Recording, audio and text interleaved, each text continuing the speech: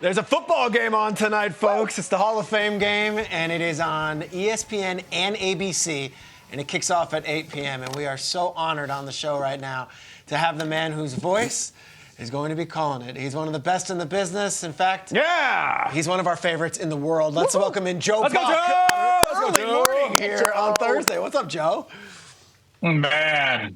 Hey, this is going to be like you're interviewing me on the moon. So hold your breath. Let's hope this works. I don't know if I'm in Canton. I don't know if I'm in Akron. I don't know if I'm in Ohio, but I'm somewhere at a Sheridan and the internet stinks. Oh, boy. Take him down, Joe. All right. Now, Joe, you know there's an option. You can get the free internet, or you could pay like $2 extra and get the high speed. No. Okay, fair. Not doing that. Let's start off with you. Let's start off with you. We know you're in Ohio. We're going to hear your voice, but you've had a really busy summer. What was the summer like for Joe Buck and family? Well, I have 6-year-old twins, Michelle and I do. So we have spent the better part of 9 hours a day learning the NFL's new kickoff rules. And we're going to put those into effect tonight. I can't wait to see how this thing goes tonight. And I know that, as you said, Peter, earlier, everybody's going to be watching, and that includes special teams coaches, head coaches, personnel people around the NFL trying to figure out how this looks. And you know, there's nothing really on tape for the exact rule that the NFL has. But the summer's been great. Michelle's got a broken ankle. No. It's been a lot. We're gonna save the broken ankle story for my second book or her first book, and whatever. We're just slugging our way through, dropping the kids off at camp and getting 4 to 5 hours to ourselves, and then picking them up at camp and waiting for school to start. There you go. That's it. And listen, if anybody watching has any problem with Joe's internet connection, he gets a free USA Today in his room every day, free HBO, color television. So there's a lot of other benefits you might not necessarily be seeing, Joe. I think you're powering through it. Let's talk Texans Bears.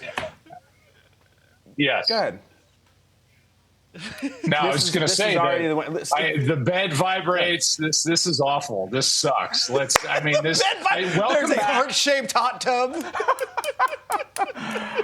I mean, it's like this is Joe Buck. This is one of the biggest guys in the industry. I'm glad you're back. Yeah, it's great to see you too. Kirk Herbst's somewhere in a Four Seasons with his dog, and Joe's like, I can't even have an internet connection. The dog has better digs.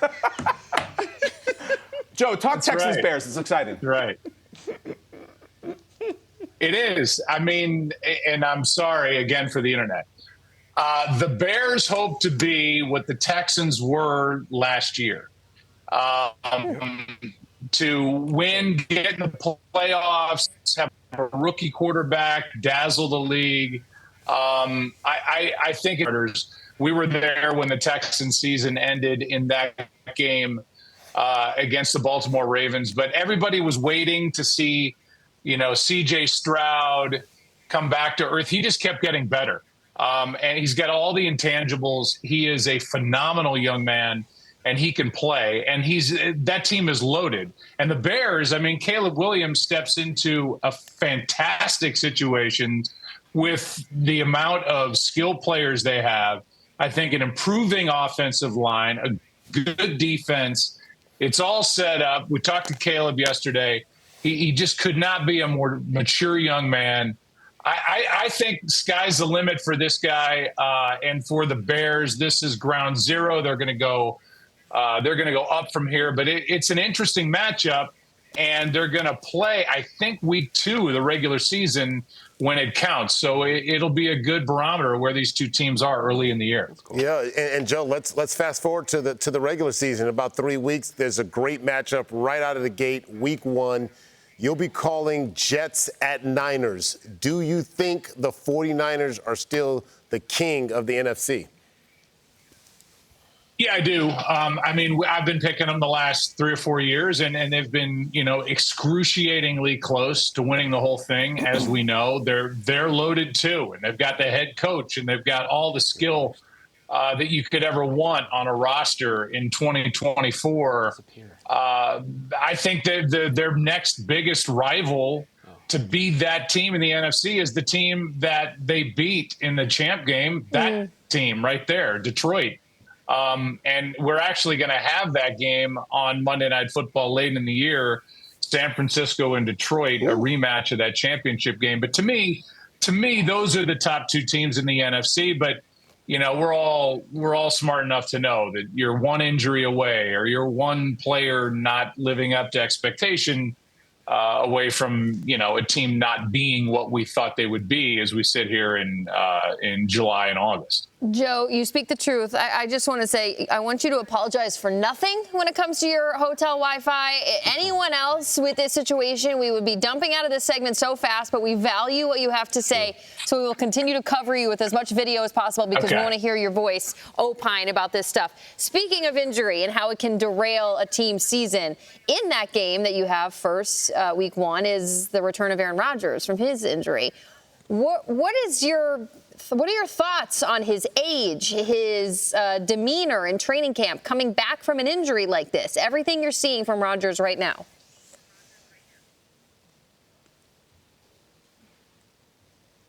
He gone.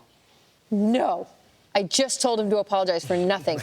And now he didn't even want to answer. He may be reconnecting right now. I know. Oh, wow. It's too bad. Well, I can. Because I was really curious. No.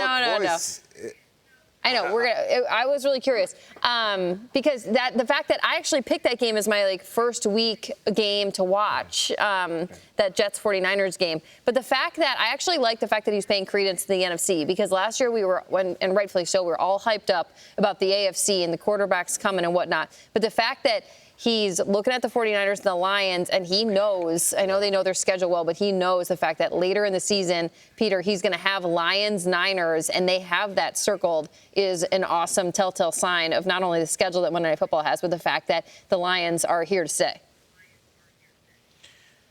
Yeah, the Lions obviously are a premier team, and Joe's going to be calling a bunch of these games. We actually got him back on here, and I wanted to ask him about a baseball question. Okay, because good. It was one of the coolest moments that we got this summer, and I know it was very special for Joe and for his partner. You called a Cardinals game a few nights ago, and it was with Chip Carey. What was it like to be back in the baseball booth, especially with those two teams playing and that guy next to you? Yeah, I mean, I love Chip. He was unbelievable. Very welcoming to me in kind of this little narcissistic moment for me to call another baseball game. When I left Fox, I walked away from baseball, and I didn't know I was finished. So I called the World Series in 2021, and then all of a sudden I'm not doing baseball. Not that anybody else in the world cares, but the Cardinals reached out. I said, why not? And Chip was awesome. We had a great time. Cardinals lost that night, but it was just good to be back in a baseball booth and kind of exercising those muscles again. It was awesome seeing it. Kyle, let's wrap it up with Joe. It was awesome. Yeah, there's a rule, Joe, that we've learned in television that it's always the guests that you're really excited about where you have connection issues. Maybe a guest that you're not that excited about, it's like they're in the next room. Crystal clear, brilliant screen, but we care about you, Joe. We love you. We'll be listening and watching you tonight. And thank you so much for powering through it. We really love you, man. Hey, well, thank you. I'm a huge fan of you guys. I'm so glad you're back. Sorry, Jamie, I couldn't hear your question. I think it was about Aaron Rodgers. I'm sure he's going to be great. He's 40 years old, though, but those guys get by with guile in their minds, and I think he'll play well. They just have to keep him upright, and the Jets will be a team that we'll hear a lot from in 2024. But thanks, guys. I appreciate it. Thank you. It's ever the professional. Appreciate you, and it's the best. The guy uses the word guile. It's a great word. It's a great word. Here Thank you, tonight, Joe. dude. You got guile, That's too. a pro See right you, man. there. All right, see you guys.